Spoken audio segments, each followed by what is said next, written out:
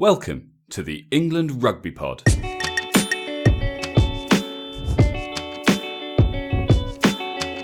Thanks for downloading episode 113 as we discuss all the latest in the build-up to a possible championship decider as England take on Wales in Cardiff on Saturday. You're listening to the England Rugby Pod, the rugby podcast that believes England will win the World Cup in 2019. Hey guys, welcome back. I hope you've enjoyed your mid-Six Nations break. I'm sure, like us, you're desperate to see more rugby. And of course, this Saturday, that's exactly what you will see. Huge game coming up. Wales against England at the Millennium Stadium. And to discuss everything, I'm, of course, joined by Dan. Hi, mate. Good afternoon. So this is it. This is as big as they get from a rivalry perspective. From England's point of view, this is, we said it about Dublin, and I still believe that was the case, but this is now the decider, isn't it? I mean, if England win this game, they've won the Six Nations, probably with a Grand Slam, given that they have then two home games against Scotland and Italy. If England win this game, yeah, I think we've won the Six Nations, yeah. Grand Slam as well. I would imagine so. The only issue I have with this game is Eddie actually not taking this game seriously at all? I'm starting to think that Eddie just had he's just like, yeah, whatever, guaranteed win, and he's not actually taking the game at all seriously. Talk to me about your reasoning. I don't know where that's coming from. So I up until like 15 minutes ago, I thought, no, look, it seems like England are preparing all the same right noises. And then I heard that John Terry had been brought to camp. And I can't think of any reason to bring John Terry to camp unless it's as if you're just having a bit of a laugh. I mean, did you read more? I mean, what's that? What's that about? Apparently John Terry will be able to give the players sort of really good advice about how you can shag your teammates' misses. Okay, about how not playing a game but dress up in the full kit, so at the end of the game you can walk on the pitch and pretend you did play. Nice. I mean, all very useful little tidbits. All very useful tidbits. I did read about it, and apparently it's about talking about leadership in successful teams. I mean, to be fair, he's been a leader in a successful team. He's got a lot of experience as a leader, and if England are looking to grow their leadership base, especially with both Maro and Mako out for this game, it wouldn't be the worst thing to have a little bit of extra input from people who have experience of being leaders. So I don't know if I hate that. I can think of people I'd probably rather have in there. Yeah. Mark Johnson? What's one name that springs to mind? But I don't know. In some ways, I mean, Eddie seems to love, connections to other sports, and I think there's something to be said for that. It's kind of involving the sort of the, I don't know whether it's tactics is the word, or but being able to pick things from all sorts of different sports to be able to use. I mean, I was watching like a video interview with Kyle Sinclair the other day, and he was talking about, I think someone had rung in and said, my son is 6, he wants to play rugby for England when he's older. Have you got any advice for him? And Kyle Sinclair's advice was, at that age, it's about enjoying it. But it's not just about rugby either. You can have rugby as your long-term goal, but play everything, play every sport that's on offer to you, and enjoy all of it, because you're going to pick up so much from all the different things you're doing that are ultimately going to help you, if you are in a position to and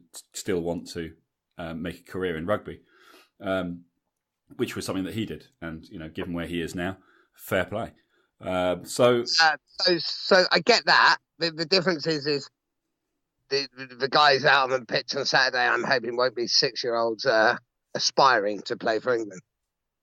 I mean, I don't think you need to hope, because they will be playing for England. Good. No, I am messing about. Maybe I'm not the biggest John Terry fan. There's value to it. I'm messing about. I think there is value to it from a leadership perspective. I was surprised. I actually like the fact that Eddie does go to other sports, like you say. I know Eddie says, I think it's with Pep Guardiola. I think he's had a lot of sort of sit down chats with and got a lot of advice from, which I think is great. Cool. All right. Well, let's move on from that, and we want to talk about the game on Saturday. That's going to be the main part of this episode.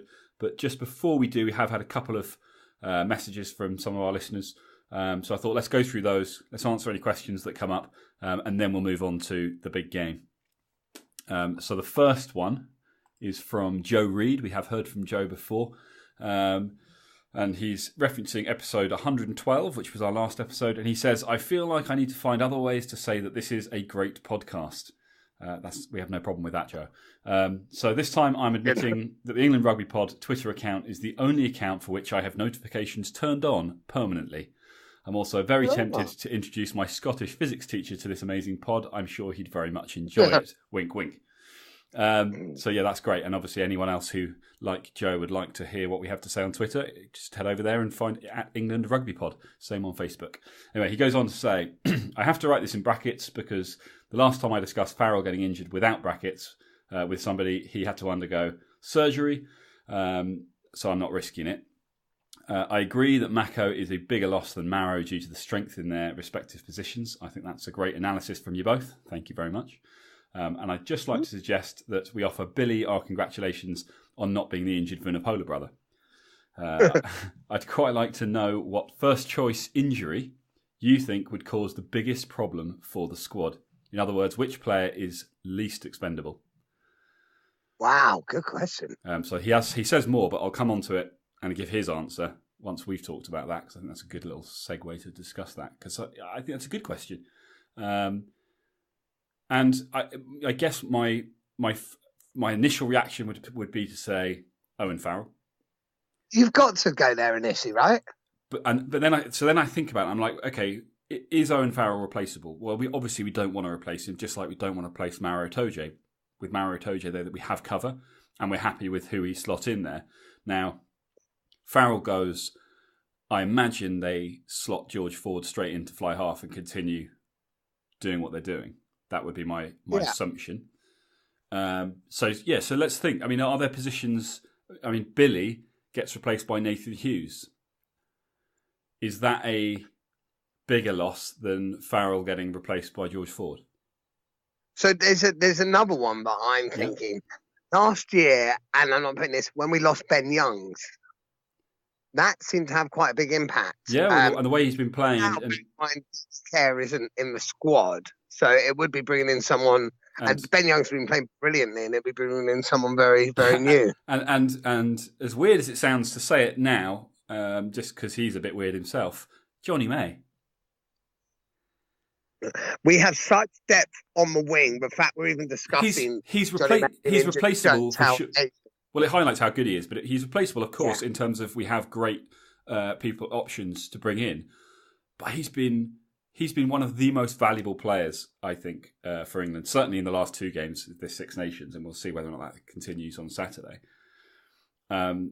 He's real. So to answer your question, Joe, everyone.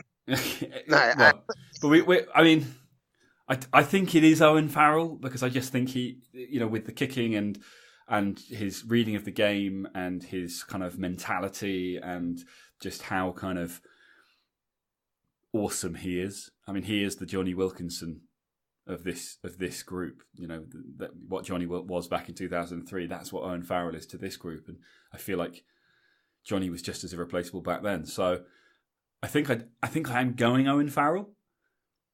But I think this highlights that there are some other areas where I think everyone is replaceable. I don't think if you lose any one player, it's a shame. But I don't think in any position it's a disaster.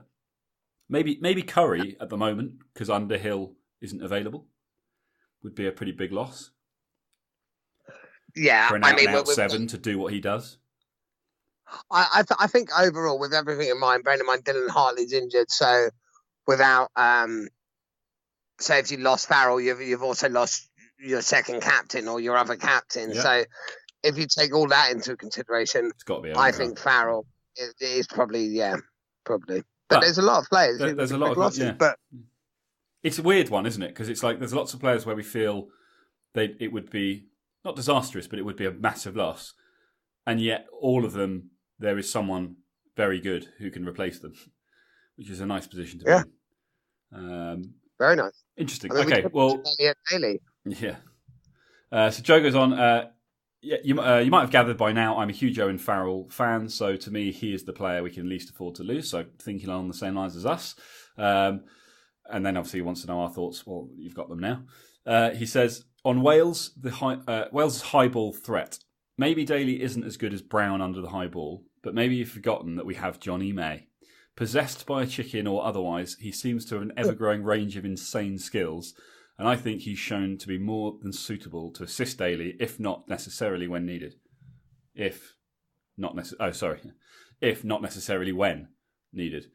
And I 100% agree with him. I mean, Johnny May's been brilliant under the high ball, and if Daly is having problems under it, or if Wales start to target him, if they think that's a game plan, I think they're overlooking the fact that Johnny May is more than capable of covering the high ball with him, and does. So I'm not too concerned about that. If that's what Wales thinks is the solution to the England problem, I think they've underestimated what England are capable of, and certainly underestimating Elliot Daly, I would think. Well, I'm going to start. When Elliot Daly was first put fullback, I said I think that's genius. I think he'd be a brilliant fullback. I don't think it's until these last two games where he's just that you've showed how. believed it. Well, I've always thought he could be, but these last two games, I think he's been absolutely brilliant. He's been great under the high ball, and it's all very well people saying, is it danger under the high ball? Well, I'll tell you what is also a danger. If you don't kick that high ball spot on and you give the likes of Elliot Daly, Johnny May a bit of room, you're putting yourselves in danger. So, it is a bit tit for tat. It's all very well saying perhaps have a Mike Brown there, but, Mike Brown won't be able to necessarily counter as well as an Elliot Daly can. Oh, 100%. Mike Brown's not scoring the kind of tries that Elliot Daly's scoring. Mike Brown's, that try that Elliot Daly scored 2 years ago at the Millennium Stadium in the final 4.5 minutes, Brown wasn't scoring that. And I think, the long boot and just generally what he's capable of, 100% he needs to be in that team. Yeah, well, so my point is, even if his one of his weaknesses, or his only slight weakness, is his aerial ability under the high ball, I think England have people like Johnny May who perhaps are underestimated, who are more than capable of covering that with him and making it considerably easier. And we've seen England are very good at, I would say, manipulating the laws. So perfectly legally blocking, for want of a better word, in a clever way. Don't look over your shoulder, don't adjust your position, but they create this kind of funnel and they slowly close in as a pod of 3 or 4. They slowly close in on the guys receiving the kick, but they hold their line, and it kind of creates a shield around the guy who's waiting to claim the ball that's perfectly legal, as opposed to Conor Murray looking over his shoulder, seeing where Johnny May is, and then backing into him, and then swinging a baseball bat. Yeah. So the thing I'd say about that is that's up to the opposition. That's up to sort of an island of France who have played to actually kick better. They've given too much room. Like, if you're going to do that high ball and you want to do it to compete, isolate a player. Don't don't kick it where you've got. Don't give a pod of 4 the opportunity to create that shield. Exactly. More importantly, Wales, if you're listening, do. Yeah, exactly. Wales must be this. Yeah, actually, so maybe we'll carry on this in a bit because I think there's some other reviews to go through. Well, he's not quite finished yet. So the next bit is this is something that actually I do want to respond to. But he says, just on the idea of being ahead of Wales, even if we lost, given the 2 bonus points, he says it is possible to win the Six Nations without winning a single game. Food for thought, perhaps, if not exactly relevant to the current situation. I'm guessing he's talking about there being a lot of draws. I'm guessing draws, bonus points. Yeah, draws and bonus points. Because what and someone on Twitter got in touch saying that England could theoretically beat Wales, even if Wales won, even if Wales in fact did the Grand Slam, and what people may or may not be aware of is that there are 3 bonus points for doing a Grand Slam to ensure that can't happen. So I'm just letting, this is it's not a I don't have beef with anyone. I'm letting people know, because there may be some people that weren't aware and are looking at the point system and going, well, hang on a second. Wales could theoretically do the Grand Slam, get no bonus points, and not win the Six Nations, but that can't happen because there is 3 bonus points available for doing a Grand Slam. So yeah, that I think deals with that particular point. He does, to be fair, say not necessarily relevant, but food for thought. Final thing he says is, I'm curious as to your current thoughts on the captaincy. I'm not yet going to tread down the I told you so route, perhaps because, like Wade, I'm not quite as excitable as Dan, but Farrell certainly greatly improved this tournament. His ability to communicate calmly with the officials, particularly Nigel Owens, if reports are to be believed, has come on leaps and bounds since June. I'm no longer sure whether or not I feel that bringing Hartley back is necessary. Not to say that I don't want him back. I'm still torn myself. And I'm wondering about your opinion on this. Do you still feel the need to insist that a kicker should not or cannot be captain, or has Farrell managed to persuade you otherwise? Which, again, I think is a fair question. We've been pretty vocal about our opinions on that. And I'd be the first to put my hand up and say I think he has, like Henry Slade, he's proven me wrong, and I'm always going to be okay with that when it's a positive. Yeah, I think he's done a good job. I'm still not convinced that he's necessarily. Look, he's the captain. He's going to be the captain or vice captain, or co-captain until after the World Cup for sure. And I think it's right, given how close we are now. You can't start changing things. But he's doing a very good job. He does definitely seem calmer when talking to the officials, although I'm guessing that's in reference to Carl Sinclair's warning and Farrell quietly telling him to calm down. But that's great. And I think anyone out there who says, talks about players who are a bit volatile and how it's a disaster waiting to happen. Dylan Hartley was renowned for his volatility, and actually becoming England captain seemed to completely sort him out. I love the way you're using that as if to make a point about why he should be captain when we ignored that. But one thing I'd say is, firstly, yeah, I completely agree. Owen Farrell has shown himself to be captain. The only slight thing I would say, the only slight hesitancy is say it's a lot easier to be calm and collected when you're dominating matches. Yeah, true. I think there'll be a big test this weekend. Certainly for the first 7 or 8 minutes, after which England will be dominating again, of course, and then it won't matter. Cool. But no, I think you can only judge what's in front of you, and if we're judging on the Six Nations, I think Owen Farrell's done a fine job, and as you say, the big test is going to be when England are put under a bit more pressure. They haven't really had that yet because they've made life so difficult for oppositions. Wales are the next team that have an opportunity to try and do it, so we'll see whether or not they succeed on Saturday, and we'll see how Owen Farrell copes with it. But I've got a reasonable amount of confidence, given what I've seen from him in the last couple of games. So yeah, in answer to that question, my position has changed a little bit, but I withhold judgment until the end of the Six Nations as to whether I think we need Dylan Hartley back in, because I do think in the past we talked about how Dylan Hartley may not be the number one hooker, but his leadership was so important. And I feel like even just in the few weeks that the Six Nations has been going on, we've seen new leaders kind of appearing in the England group, and just as a whole, they seem a lot more well led. They just seem much more in tune with one another, and it's nice to see. And now they've got John Terry's expertise to help guide them along. So leadership is no longer an issue. I am pretty sure, and I may be remembering this wrong, but I don't think I am. I am pretty sure I was on thinking co-captains was a great idea from day one. So were you? Well, we'll say I was, and then if I mean, is it a great idea? It's I think it's worked out brilliantly, and I think Owen Farrell is the right man to be captain. But we don't have co-captains. I know. Well, we still do.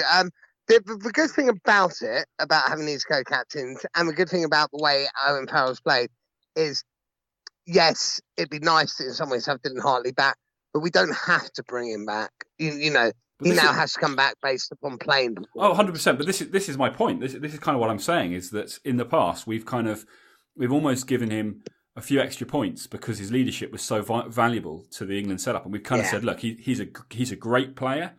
Is he the best player? Maybe not, but that leadership kind of takes him up over the top of the whatever the marker is.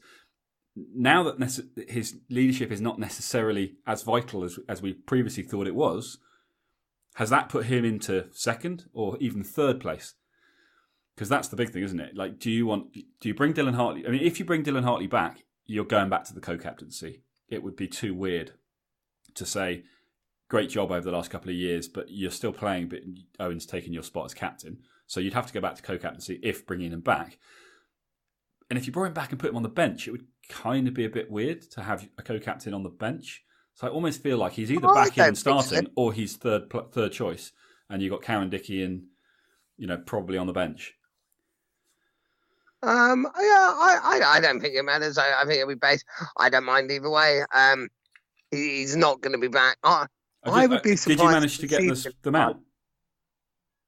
Did I manage to get who out? The splinters. What splinters? What are we on about? The ones in your ass from someone sitting on the fence. Oh, nice. I see what you're doing. You see what I'm doing? I was like, what the hell are you on about? I don't think we'll see Dylan. I don't think we'll see Dylan Hartley this Six Nations. Nice, good commitment. Well done.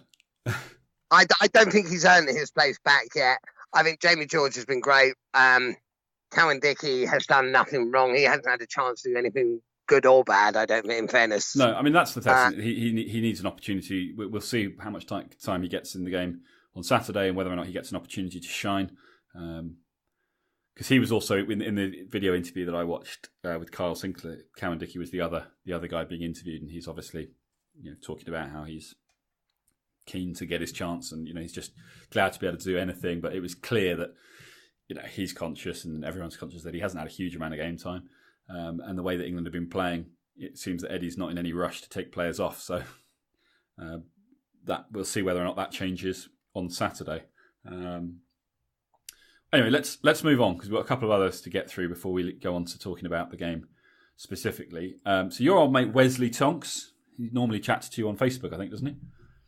Yeah. He's often in touch. He has decided to reach out by email. He says, "Hi guys, just listen to the pod as we start the build up to one of the biggest rivalries in world rugby. Notably, Eddie has come out of the blocks early with some teasing banter. Wales at Cardiff always provides a challenge with an unrivaled passion. With Eddie focused on the World Cup, this may give us an opportunity to see the real character of the sides as we may well go behind early in the game. The last 2 Six Nations games we've built off cracking starts. I expect England to win and win well. Keep up the good work." So thanks for reaching out to us on email, Wesley. Always good to hear from you guys. And yeah, I think, most of that is just statement, but I think the one thing that we probably want to talk about is the idea that England are going to go behind early. What are your thoughts on that? So my thoughts on it are, I don't think England will go behind early, but what I think is a sort of strong point here is England, be it however long it takes for England to take control of the game, which I believe we will, they're going to be under huge pressure. And I think that's a really valid point. This can show some character because the Welsh are going to come out all guns firing. It's going to be a really hostile environment. So I think that's great character. Ultimately, I think that it will, in some ways, I think it might even not be a bad thing if we went behind. Like if Wales got an early try, I don't think it'd be a bad thing. And it could happen, and that'd be a great test of character. And I think that's a really fair point. But for me, I actually think England will take control of this game fairly early on and will actually 100%. Nullify the threat of that crowd. And, if England take another quick, get a quick lead and build on that. Owen Farrell's put Johnny May through in 93 seconds. Elliot Daly put Johnny May through in 66 seconds. I think that Henry Slade is going to put Johnny May through in 40 seconds. Oh, you'd play Slade now, would you? I thought Slade was the worst thing to happen for English rugby since. We covered this, goodness. Dan. We covered this a few episodes ago. Sweet. You're falling behind. Keep up. Our listeners are keeping up. You need to keep up. Henry Slade is now, on the good seat, the good step. He's not in the naughty corner anymore. Good. So yes, of course he's in. Well deserved. But that's not the point here. The point is Johnny May scoring a try in 40 seconds. Yeah.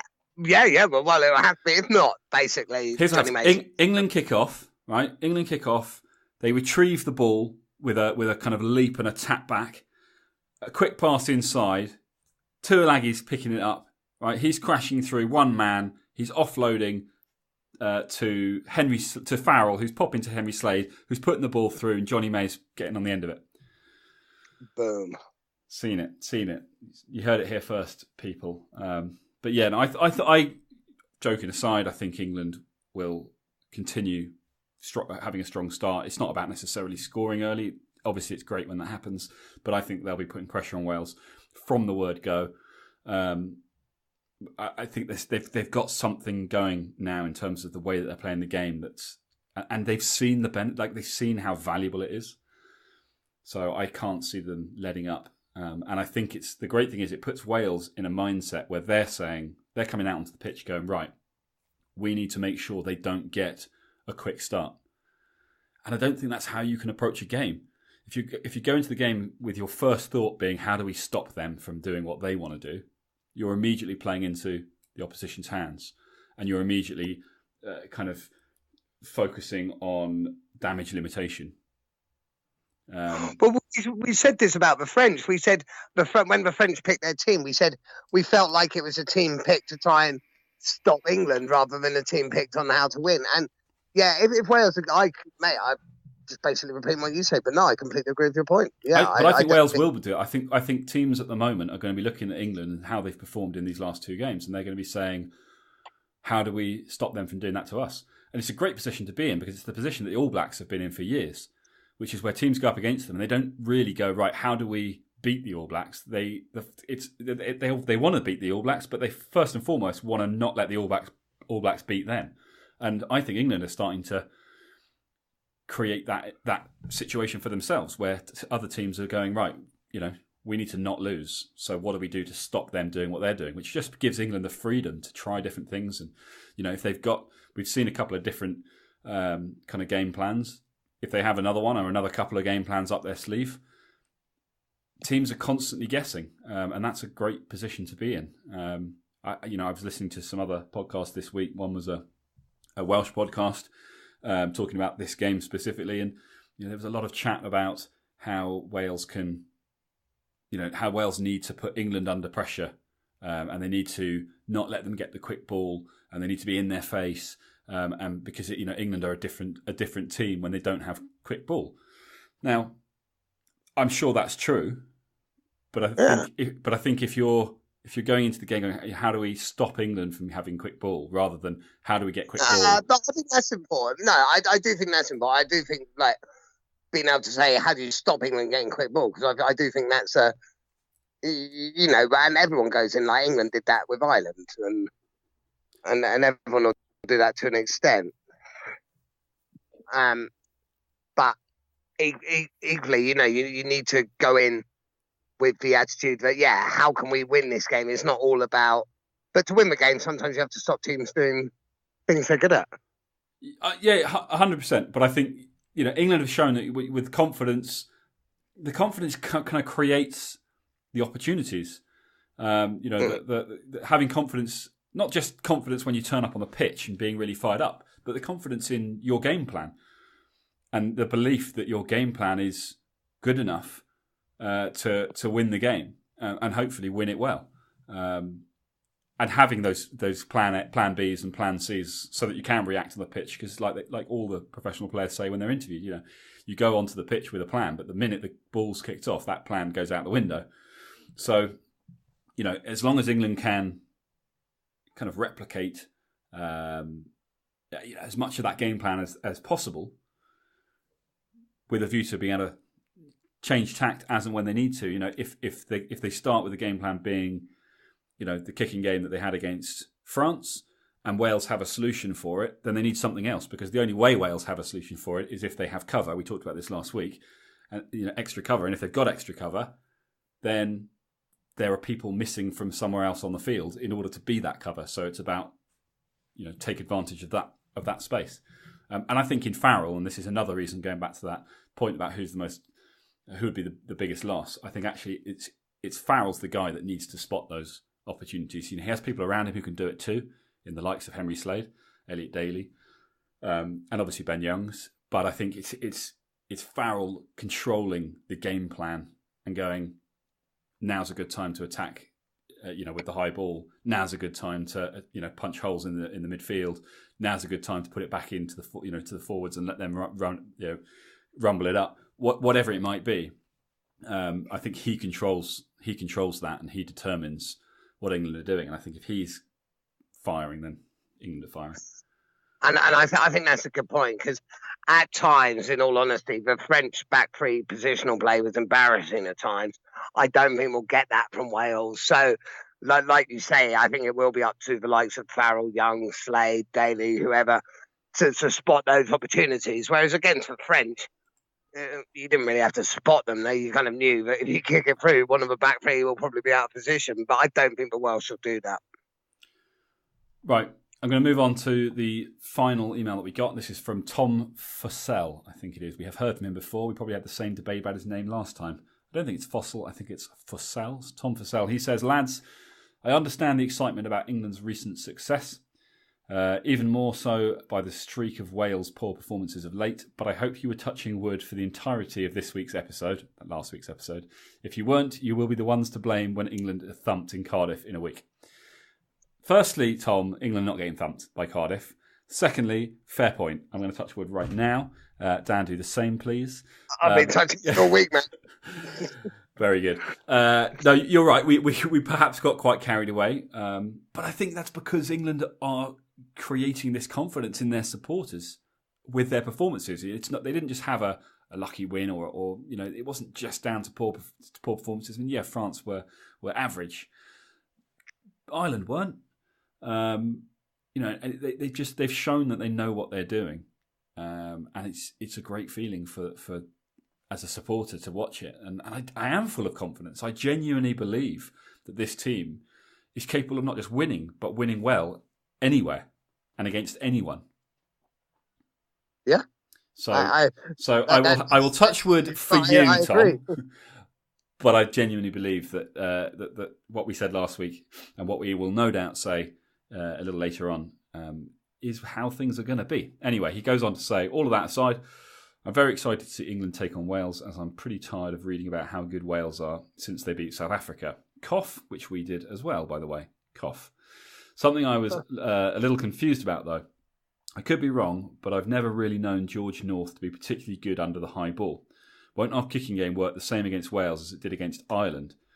Of the back three that Wales fielded in their opener against France, Liam Williams and Dan Biggar were the only two that really struck me as kick fielders, if that's the appropriate term.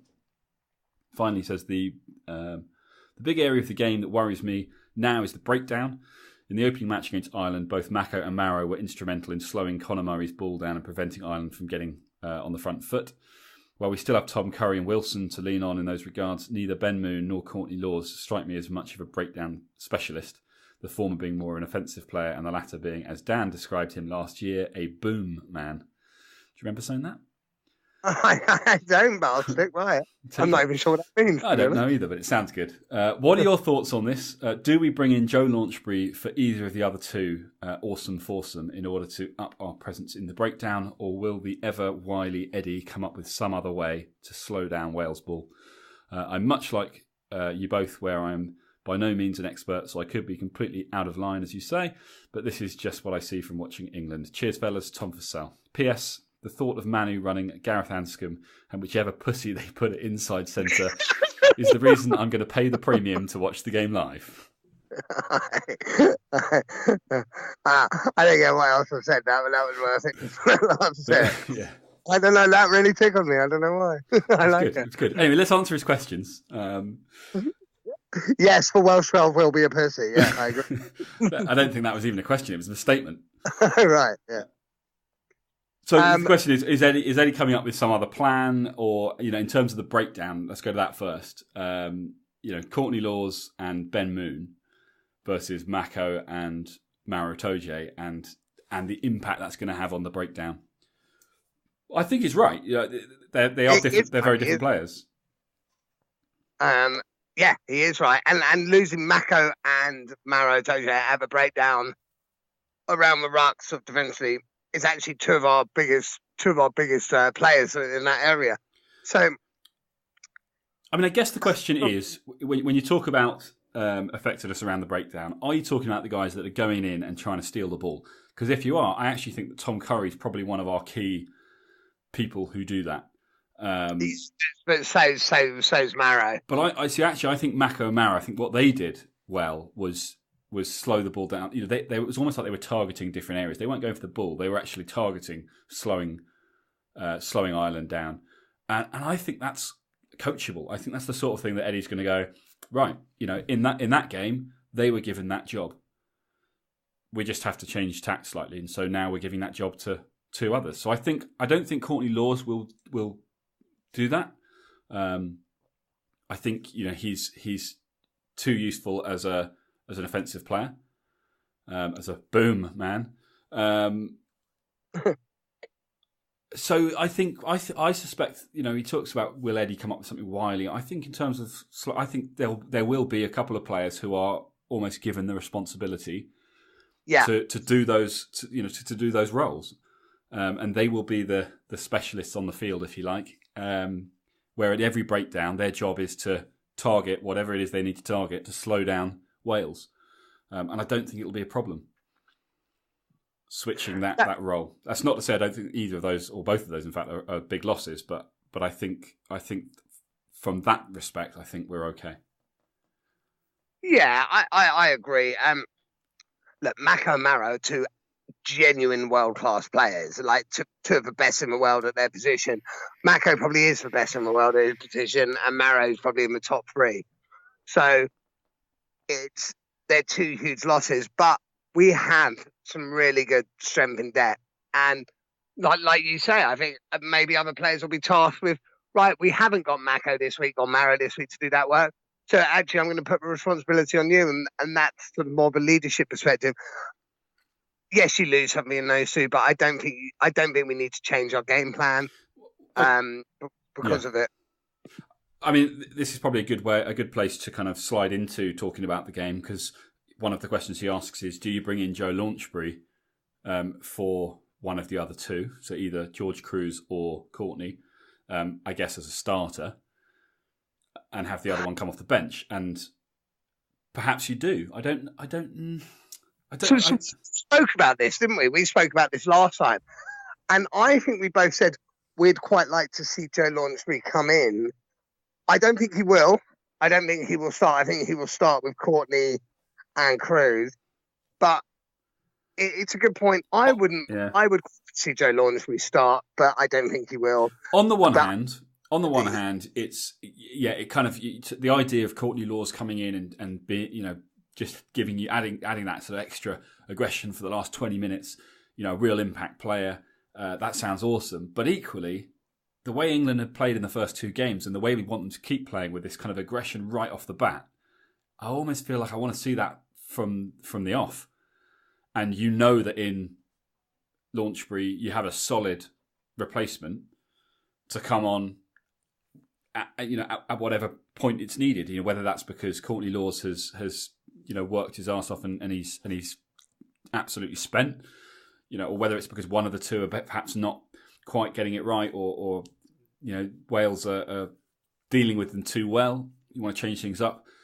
But I almost feel now, just having seen two games from England, and I think, given how important I think a strong start's going to be again, I'm probably okay with saying let's have Launchbury on the bench, stick with what's worked so far.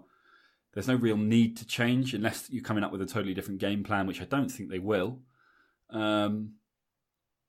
So I think I'm okay. Yeah, it's a difficult one, isn't it? Because they're kind of so interchangeable. I love that he's quoted the awesome foursome. We obviously invented that, and it's now the official terminology for those four players. And three. We only ever need 3 out of 4 of them, and right now we have 3 out of 4 of them. So we certainly do. They're totally interchangeable. I think it doesn't matter at all which way round you do it. So I think there's probably an argument for bringing Joe Launchbury in that could be just as easily argued against. I don't think it matters. So we'll see what Eddie's got up his sleeve. Maybe Joe Launchbury is better at that job that Mauro Itoje was doing, and for that reason he comes in because he's told that, you're particularly good at doing that. I want you to be my slow the ball down man. But yeah, I think it's a difficult one for us to predict by trying to sort of work out who would be better, because I don't think it comes down to that. Sorry, that's for Dog. Yeah, I agree. Okay, well, moving on, and this is something that I am looking forward to. Sorry, just quickly before you move on, I just want to read out that last part of his email again. Oh, sorry. P.S. The thought of Manning running at Gareth Anscombe and whichever pussy they put at inside centre is the reason I'm going to pay the premium to watch the game live. Continue. That's it. That makes me happy. So, obviously, didn't news this week, but Chris Ashton's out. Yeah. A shame, but in some ways, not the end of the world, because I am looking forward to seeing Joe Cognizant. Yeah. I would say Chris Ashton actually is the one guy who, unfortunately, no, I don't know if unfortunately is the right word. I think he's because the whole England setup has looked so strong. I feel like it's not a question of who's played the worst; it's a question of who's played the least best. And I think he falls into that category. And I would like to see Joe Cokanasiga, and I would have liked Cokanasiga to replace Ashton anyway. So whilst obviously I hope it's nothing serious, I'm kind of glad, almost that it's. I'm always glad that it's an injury. It's been done because of an injury, and therefore it's out of anyone's hands, because it stops it being about is he better than him, and we get to see. Does that make sense? Yeah, I would have liked it to have been a definite change rather than injury, but I know what you mean. I don't think there's any doubt, or maybe there is doubt, but I don't think there's any doubt that Cognizant will start on the bench, right? And we'll go back to May and Jack Knowles starting on the wing. 100%. Yeah. Well, 99.9%. I think so. But Joe Cognizant come on, and what will be good is Joe Cognizant will be able to show George North how good he used to be. He will, when he runs all over him. Yeah. So call those tree trunks. Yeah. What's these tree trunks? And I'm pretty sure Joe Cognizant. Yeah, it will be. That'll be interesting. And Joe Cognizant coming on will be. That will give something Wales to feel about, because Joe Cognizant is dangerous, as is Johnny May, as is Jack Noel. Well, I mentioned about listening to another podcast recently that was covering this game, but from a Welsh perspective, and the two players that were mentioned by them, Welsh players, that apparently England, the last thing England want to see coming onto the pitch is Corey Hill or Gareth Davis. Well, I'm not sure England are that worried either way. Joe Cokanasiga, on the other hand, JPR Williams and I don't know, Barry John or whatever, but it's Phil Bennett. But no, I'm not sure I agree with that. I don't think England would be remotely worried in either of those examples.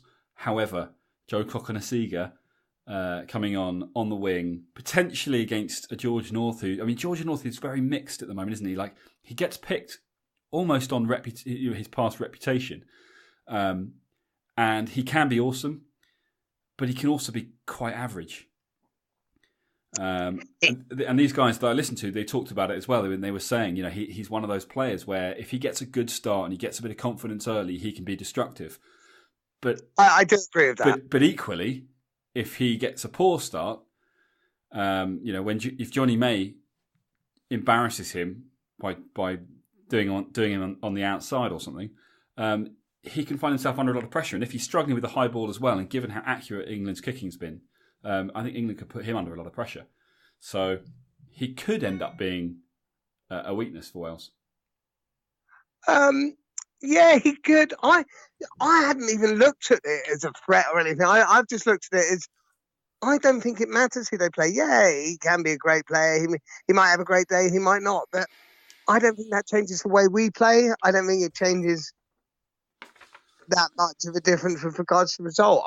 He's not somebody who, to me, if he has a brilliant day, it's going to be the difference between the win and the loss. If he has a brilliant day, yeah, for him. But, it's not going to matter. I think the whole Welsh team would need a brilliant day for them to get within 10 points. Nice. It's true. It's a true story. Another thing that I picked up from that podcast. There was a lot of talk about, if Wales could have the game of their lives, if all the players have the games of their lives, then Wales can win. Well, I don't disagree. I think that if any team in the top flight of international rugby has the game of their lives, you would like to think that game would result in a win. I think if it doesn't, and you've had the game of your life, then you're in a fairly dark place. However, the big question, I guess, the big question that's been in the media from a Wales perspective is who they're going to play at fly half. Do you feel like England have a preference about who Wales plays at fly half? So we're assuming either Dan Biggar or Gareth Anscombe. Yeah. Do I think England have a preference? No, I don't. From the team, I mean, Dan Biggar plays in England now. So does that give them any kind of an advantage of having played with a lot of these guys on a regular basis? I think the difference is it shows her approach.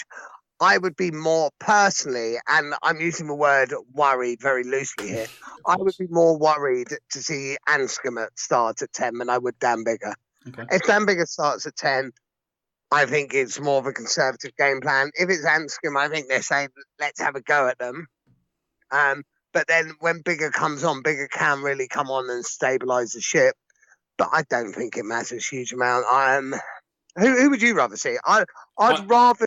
I don't care, but I think that Anscombe is the better player at the moment, and I'd want him to play. I think I'd like to see Biggar, just so Laws can smash him. Yeah. Nothing permanent, no permanent damage, but smash him time and time again, to the point where he wants to leave the field and cry. A couple of Welsh tears are not gonna. It's not going to ruin my Saturday dinner, let's put it that way. No, it's not. It's going to make the beer taste sweeter. Well, it depends, or saltier, depending on the tears. And depending on whether you put them in the beer, which isn't necessary either. Okay, well, let's turn to the England team then. Well, not turn to we've talked about I guess the one, probably Chris Ashton's the only change we're going to see. Yeah. Well, of course, other than obviously up front with Mako. Mac, of course, yeah. So Ben Moon starting. You start Moon ahead of Genge. I think so. I feel like the order is Mako, Moon, Genge. I start Genge. Do you? No, I do, yeah. I mean, Moon had a great autumn. Moon's a great player, yeah. I feel like Genge hasn't had the game time, and I feel like this is with two, for want of a better word, lesser games coming up. I feel like his opportunity to start and prove himself as a potential starter or finisher, and Mako's fit, is in those two games. I feel like this one's so important. You take the guy who's done it before in an England shirt. Yeah. Because I think there's so little between them. I think there's so little between them. I thought Genge, just because I think Genge will go out there like Baby Rhino, as they call him. I think he'll go out there. I think he'll upset the Welsh. I mean, do we? Okay, so look at it from it's like, obviously, he's another one of these players, a bit like Kyle Sinclair, isn't he? Is Sinclair and Genge in the same front row a potential recipe for disaster in terms of getting overly frustrated? Do you need someone with a slightly cooler head to be in there with Sync? Quite possibly, but could that be another reason? It could be, but I don't think it's too. It could be a disaster. I don't mean it's a potential disaster. Moon's probably the sensible option. I'd like to see Genge. I'd like to see Genge start just because I think we'll piss off the Welsh, and I think that will actually help us. Because Marla's not available. Yeah, exactly. Okay. What else do we need to talk about? Well, I don't think there is much else, because I think that obviously we're going to, when we know the team. Actually, this evening the squad's cut down to the 25. Yeah, I'm not really sure what the value is of doing that. I mean, you end up basically going, okay, well, we knew what the team was going to be before because they've been so good, it's obvious. And now all you've done is you've taken a few of the people that we knew were going to be taken out.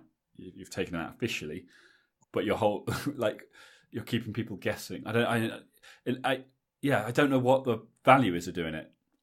I think that's more about who's going back to their clubs to play, and perhaps in other teams that 25 isn't quite so obvious. But either way, by the time we record on Saturday, by the time we're recording, we'll know exactly. Pre-match, we'll know what the team is. We'll be able to go through it all there and then. I think we'll do predictions then as well. Yes. Although I think people have probably got a fairly good idea of what sort of direction we'll be going in with those. I think we've hinted towards where our head's at. Okay, brilliant. Well, let's leave it there, guys. Thanks, obviously, for joining us once again. I hope we've covered everything that you would like us to have covered. If not, I can only blame you guys for not having told us what you wanted to hear about. So take the opportunity to get in touch with us. Let us know what sort of stuff you want us to cover.